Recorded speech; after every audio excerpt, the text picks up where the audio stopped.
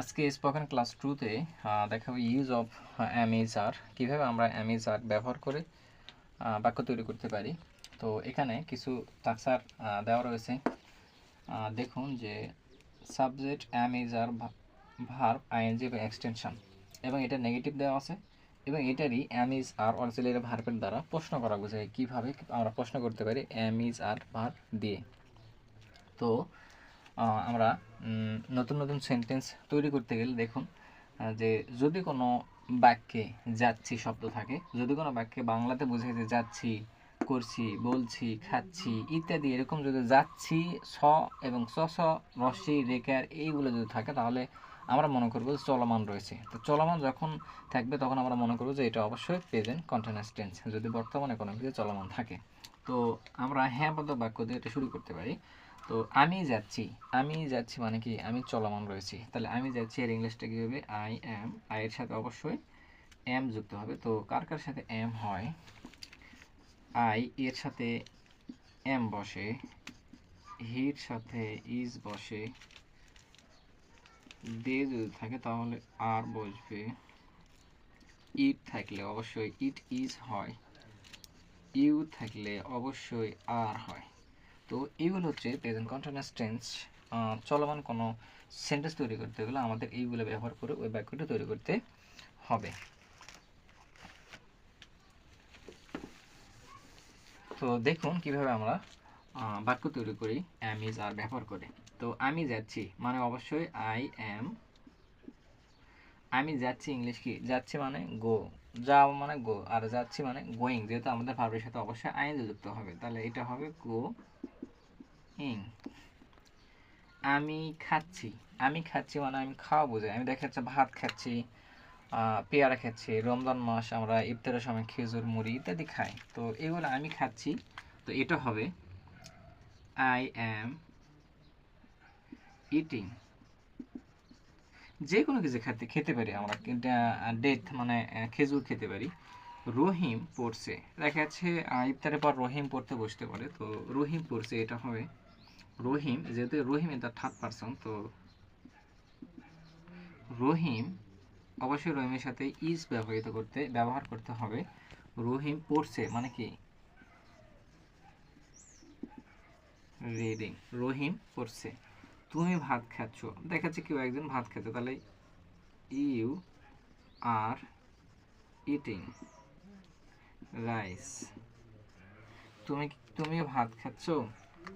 সে রোদে দৌড়াচ্ছে, যে কোনো একটা বালক, এখন রমজান মাস বিকেলবেলা অনেক ছোটো ছোটো বাচ্চারা রোদে দৌড়াও, তো যে কোনো একজন হচ্ছে রোদে দৌড়াচ্ছে, মানে সে রোদে দৌড়ায়, তাহলে সে হচ্ছে হি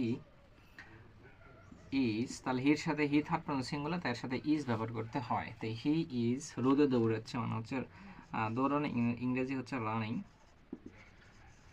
he is running in the, রোদে দৌড়াচ্ছে মানে সান। সে রোদে দৌড়াচ্ছে, সে কান্না করছে, তাহলে অবশ্যই হি ইজ। সে কান্না করছে ইংলিশ কি? কান্নার ইংলিশ আমরা জানি ক্রাইং।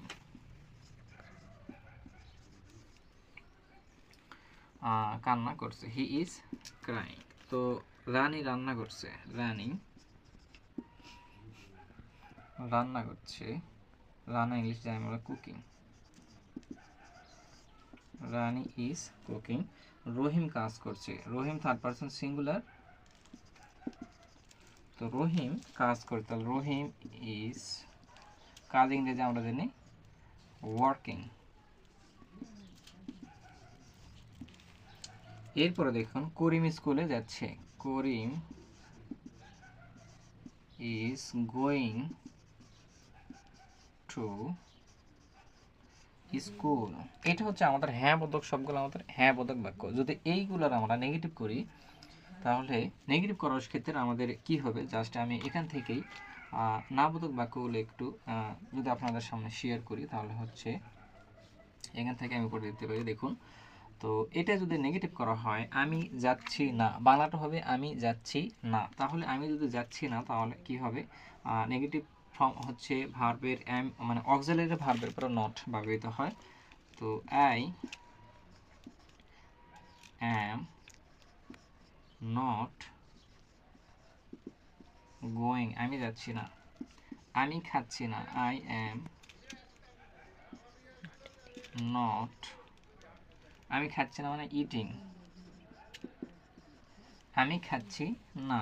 এরপরে রাহিম পড়ছে না, সে রাহিম রাহিম ইজ নট রিডিং, রাহিম পড়ছে না। এরপরে দেখা যাচ্ছে তুমি ভাত খাচ্ছ না, তাহলে এখানে you are not eating rice,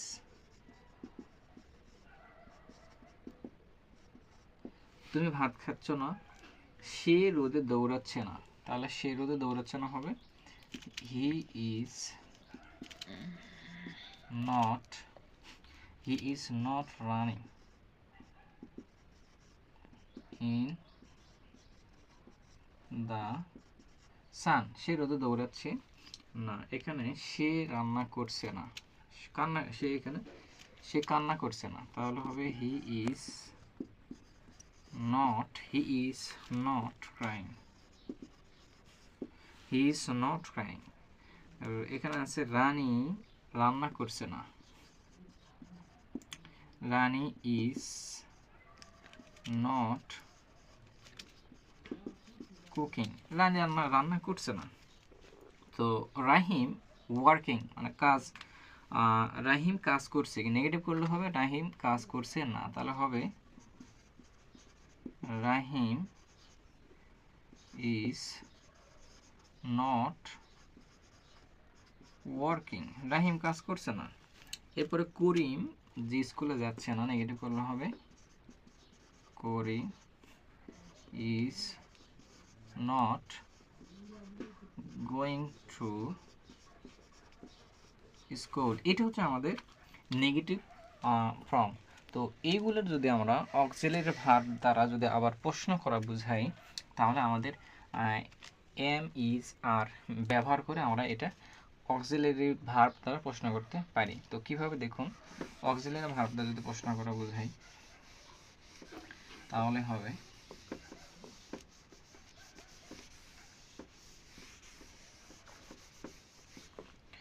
তো দেখুন আমি যাচ্ছি না, এটা যদি প্রশ্ন করা হয় আমি কি যাচ্ছি, যদি প্রশ্ন করা হয় আমি কি যাচ্ছি, তাহলে অক্সিলারি ভার্ব দ্বারা প্রশ্ন করতে গেলে আমাদের যদি প্রশ্নবোধক তৈরি করে তাহলে এম ইজ আর এটা সামনে আনতে হবে, তারপরে plus subject plus verb plus ING plus extension, তারপরে প্রশ্নবোধক চিহ্ন দিয়ে আমাদের এটা তৈরি করতে হবে। তো আমি কি যাচ্ছি না যদি প্রশ্ন করা হয় তাহলে এখানে দেখুন আই এর সাথে এম ব্যবহার হয়ে যায়, তাহলে এমটা নিয়ে আসতে হবে সামনে, এম আই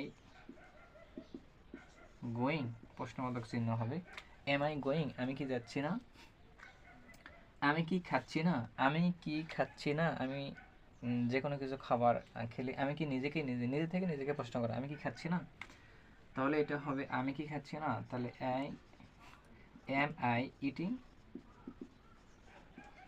আমি কি খাচ্ছি না। রহিম কি পড়ছে, রহিম কি পড়ছে, তাহলে এটা রহিম যদি প্রশ্ন করা হয় রহিম কি পড়ছে, তাহলে অবশ্যই ইজ, যেহেতু অক্সিলারি ভার্ব আগে আনতে হবে, তাহলে ইজ এখানে I S Rahim is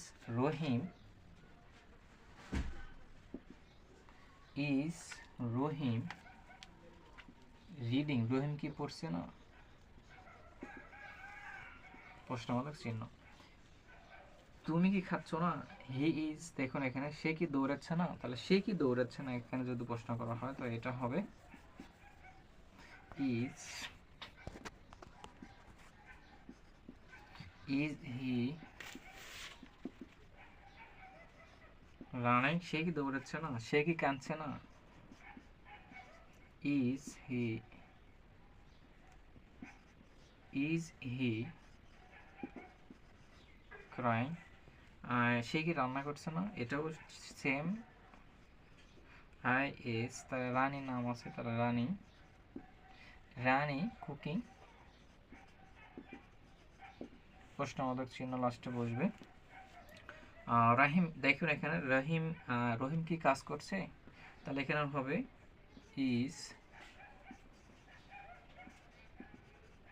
Rahim, is Rahim working,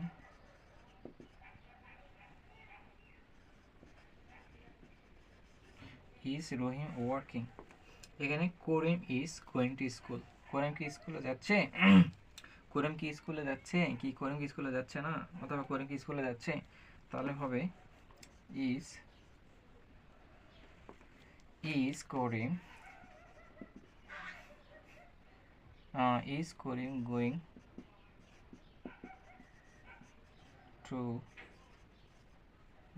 to the school.